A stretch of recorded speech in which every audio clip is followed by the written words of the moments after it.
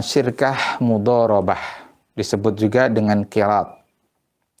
Wahya ayyashtarika ya badanun wa malun, yakni adanya perserikatan kerjasama bisnis yang melibatkan badan dan harta. Jadi deskripsinya bagaimana? Jadi misalkan ada seseorang ya menerima proyek pembangunan rumah misalkan, di mana bahannya juga menjadi tanggungan dia. Jadi si pembeli rumah akan membayar kalau sudah selesai misalkan. Nah, sementara si pekerja ini tidak memiliki harta untuk membangun rumah itu. Maka kemudian dia, si A ini misalkan bersyirkah dengan B, orang yang memiliki harta, tapi tidak memiliki keterampilan, tidak memiliki kesempatan untuk mengerjakan.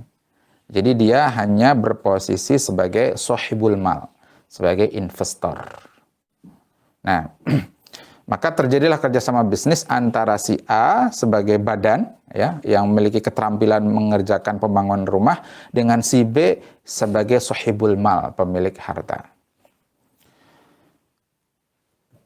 Pada kondisi ini ya si B sebagai investor ini tidak boleh mengelola langsung. Kalau dia memang diakadkan sebagai sohibul mal, maka dia hanya sebagai sohibul mal, maka dia tidak boleh ikut mengerjakan secara langsung.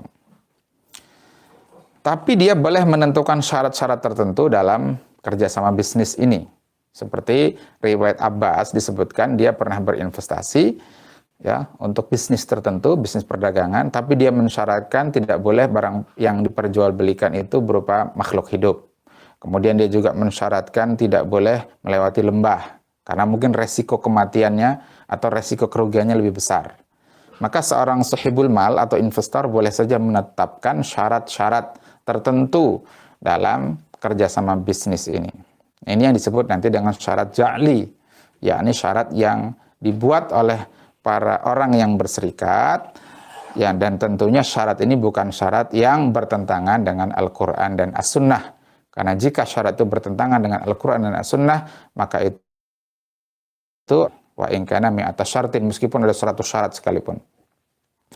Nah, ini ringkasnya demikian tentang syirkah mudharabah.